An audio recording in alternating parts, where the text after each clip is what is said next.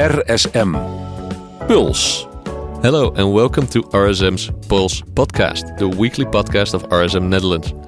In our podcast, we discuss topics regarding ESG, international trade, supply chain management, and compliance.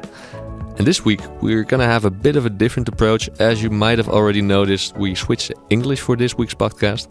And that's because we have a colleague from RSM US joining us this week that we are working with on various projects. And we thought that is a nice opportunity to also have a US perspective on some things. So Trish, welcome, first of all. And let's have a short introduction of yourself. Hi, thanks for having me on. Hi, everybody. My name is Trish Beltran, and I'm a manager in RSM US ESG advisory practice, where I assist clients all throughout the ESG journey. So whether they're just starting out and identifying their initial ESG metrics or the ESG frameworks that they should be reporting to, or if they're a little bit more mature and have already started their reporting, ensuring that they are aligned to those frameworks, looking into their GHG inventory, make sure alignment to GHG protocol, maybe even expanding to technology assessments, all other pieces as it relates to ESG strategy, really. But another concept of that is also ESG compliance and reporting. So on the US perspective, we know that there has been some evolution on that as well, and they've stepped up their game, if you will, and have entered the game. So we have the SEC climate-related disclosure, but we also have the California climate-related bills, the SB 253 and the SB 261. But today, we're actually going to be talking about the CSRD. Yeah, because we feel that there's many international companies with international structures and international supply chains. So, we feel that US companies need to be aware of EU ESG considerations and compliance development, but also the other way around. If you, as a European company, have a US supplier or a US parent company, then you need to be aware of both regions. And there's quite some differences there, but today we'll go into some considerations for the DMA process for CSRD compliance, because currently various companies, especially the non-listed ones, will be in their DMA process to determine which ESG topics they will be reporting on for their CSRD report. And we found 7 key considerations to share with you today. Yeah, to really have a successful double materiality assessment, which we abbreviate, obviously, with DMA. So Trish, go ahead about what's our first consideration. Right. So the first one that we've identified is really starting with understanding your company holistically. And this is because this will be the basis for how you're going to be starting your DMA, like you said, double materiality assessment. So by doing this is really initiating that process so that you can ensure that you are aligned with your internal perspectives on how the company should be perceived. So asking questions like, do you know that you all have the same understanding of your company, jotting down your business model, aligning of your subsidiaries, and most importantly, definitely your activities. Yeah, and also documenting that whole piece, right? To really align, to make sure that all involved stakeholders have the same perception of the company and the same understanding of the company. And then you really, during the process, ensure that you're talking about the same scope of the company, the same activities, etc., to ensure you're all aligned on the assessment. The second consideration that we made is to identify and assess stakeholders, both internally and externally. First of all, to do a broad identification of pretty much all the stakeholders of the company, and then assess which stakeholders are most important to you as a company and most important to your double materiality assessment as well. Because during the double materiality assessment, especially for some external developments, for example, in the supply chain, there are expected to be quite some knowledge gaps during the DMA. Consulting those stakeholders will enable you to fill those gaps, those knowledge gaps, and to really enrich the double materiality assessment to a level that will comply with the regulators and also with the external auditor. And finally, it's also a way to engage with stakeholders to really understand what their demands of your company are, to use that in a strategic perspective as well. And like I already mentioned, the value chain is important as well. And that's actually our third consideration. Yes, it is. So the third piece is mapping your value chain. So from this, you are starting out with a little bit of what Gideon had said, which is identifying your stakeholders. So within it, you are identifying and mapping out your suppliers. But from that, you're going to be taking it a step further and understanding the location of your suppliers. And then the next piece of it, which is really the main impact of the value chain, is mapping out your raw material to the end of life. So really understanding your products all the way from, like I just said, the raw material itself, the process and the production process, all the way to the downstream aspect, which is then the end of life of how it is then being consumed at the end of the day by either your customers or your end users. Yeah, and actually these first three considerations, they are being combined in the fourth consideration, which is understanding the alignment of activities for the DMA scope. Because for doing the double materiality assessment, you will have to determine which activities and which divisions of your company will you be doing the double materiality assessment for.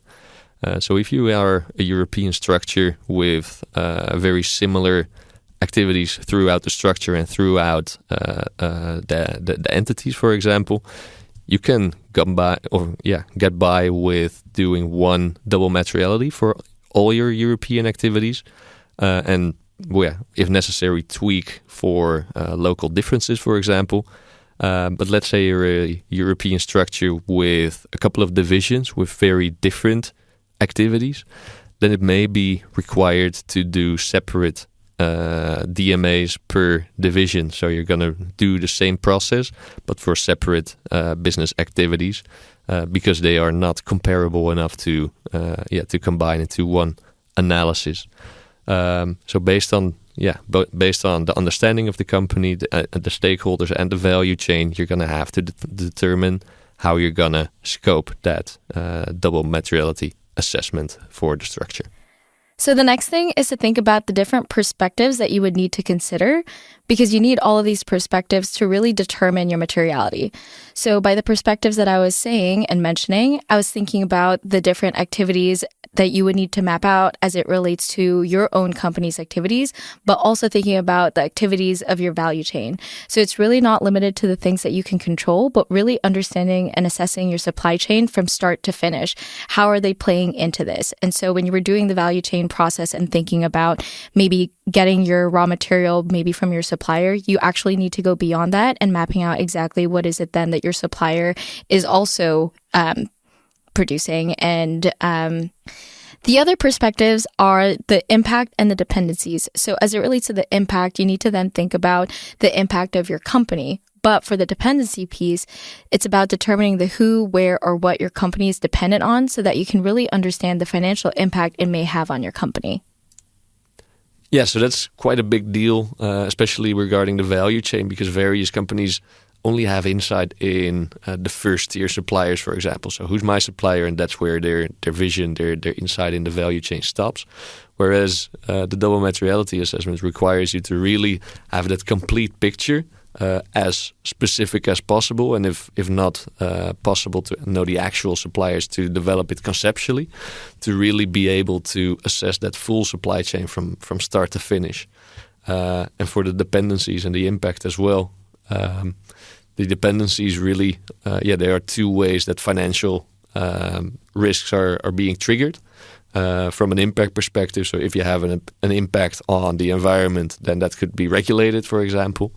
And if we're talking about dependencies, you could depend on a resource such as a chemical or wood or whatever. And if that resource is being regulated, then that would cause tremendous financial effects as well. So, taking those different perspectives is really key for the whole assessment. Then as a sixth consideration, really combining all of the above actually, is to select the right team. Because various companies start off with the CSRD in a really small team. It ends up quite often in the financial department, for example, because it is a reporting requirement, and they are used to audits, for example, and to be involved in reporting.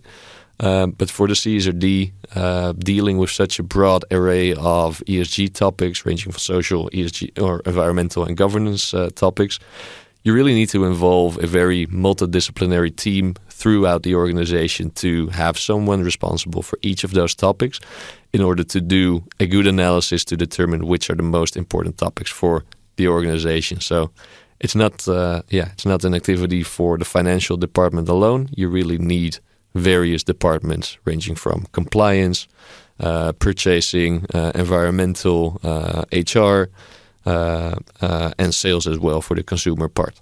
So broad team is what's really required. And lastly, thinking about all the different considerations that we just had mentioned, there's a lot of discussions that's been had. There's a lot of decision making in the process. So the last thing that we want to say is that to ensure that you have a robust documentation process on how you are justifying and making these decisions. Because one part of the DMA and this whole process is understanding that there will be assurance requirements later. And so there will be a second degree of standard as it relates to scrutiny on how you are then defining your materiality.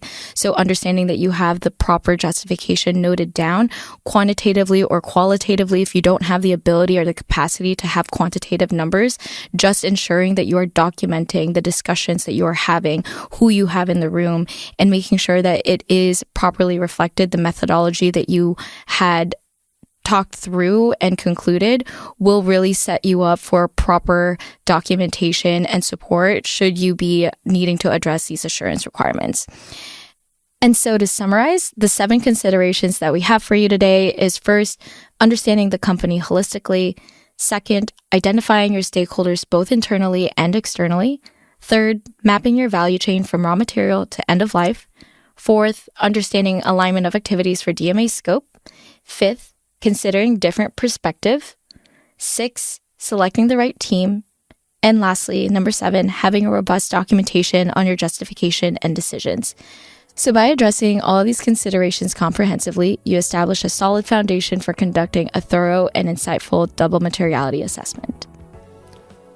Yeah, so wrapping up, I think that's it for today. Thank you for listening, and Trish, major thank you for joining our podcast today.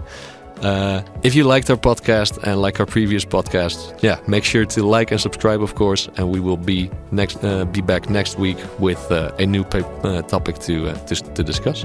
Thank you very much, and have a good week. Thank you.